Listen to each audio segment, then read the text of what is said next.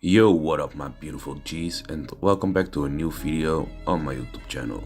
In today's video we will make a project for my friend Fever. This is going to be a long project, so we start with the sketch and then we'll go talk about it some more. And of course this name is Fever, so it's the F-E-V-E-R. So it's double E. That's always nice. When you have letters like these, you get the what I call the guesser effect. So you have to having a double E helps building up the flow of your piece a lot.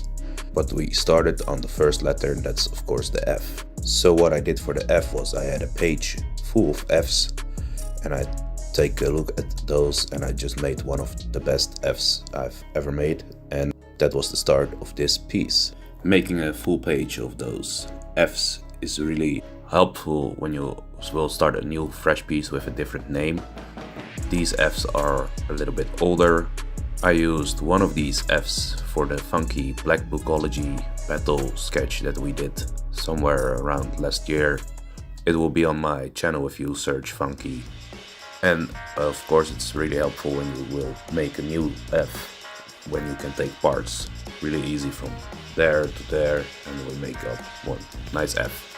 After this F I stripped down my extensions on my E, because normally my E is on the end of my name, and so I have a lot more extensions on the end of my name than in the middle of my name. So I took the normal E that I always do and I ripped off a little bit of the extensions so it will fit a little bit more inside of the piece. So having this double E is really helpful because we can copy and paste the other E into it when we have already made the whole thing. My E has a kind of a weird story, but I will make a separate video about this E somewhere in the near future.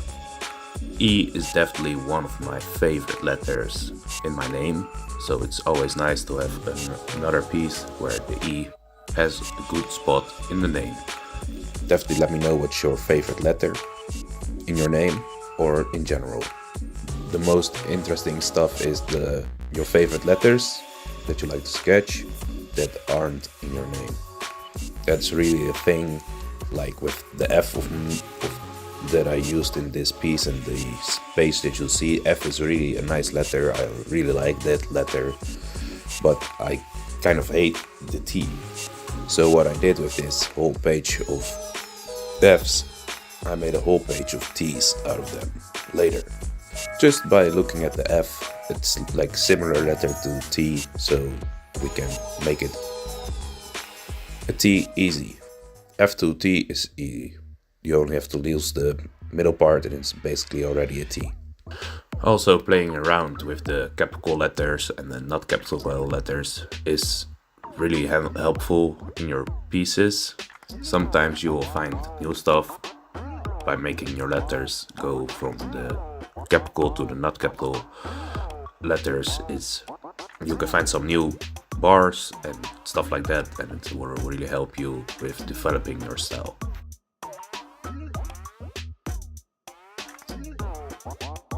I'll definitely like to work on my stuff, but what I don't like is making the same thing over and over again. So sometimes I use my light plate that you see here for putting the piece together. So I make my letters sit on separate papers and then put it together on one paper with the light plate. Sometimes if a letter doesn't really fit, what I do is I put my letter under the printer. I put my printer to size 90 or 95% of the original image, and that way the letter will fit.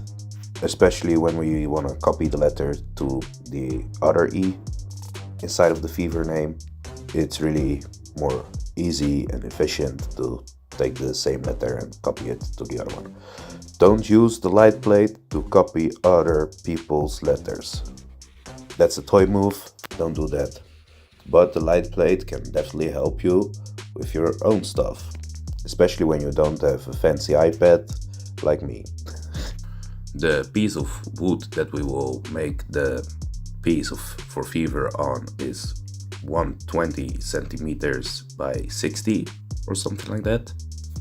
So what I did with this sketch is I scanned it into the laptop and I put it into Paint. And when you put it into Paint and you start sending it out as a copy, you can go to the settings and it will ask you how big do you want to print this, and you can select how many pieces of A4 paper do you need to be this printed out as.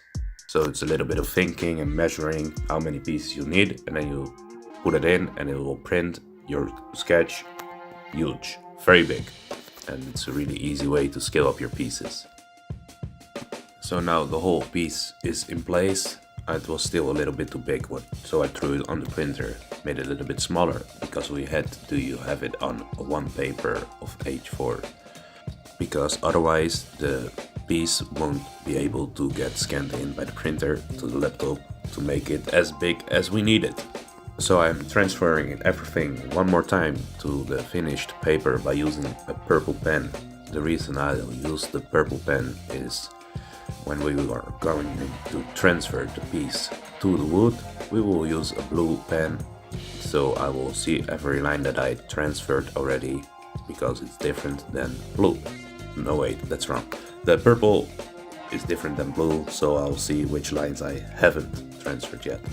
So yeah, big homies, thank you for watching this sketching part of this project that I'm starting. It's almost finished. I only have to make the frame and then the whole piece is done and Fever will pick it up here. As you might know, Fever organized the jam I painted with Push, what was one of my favorite pieces of this year. I hope I'll see you guys on the next part of this project. Thank you for watching. Please subscribe to my channel if you haven't already. And I'll link all these videos up when all the uploads are done. See you on the next one.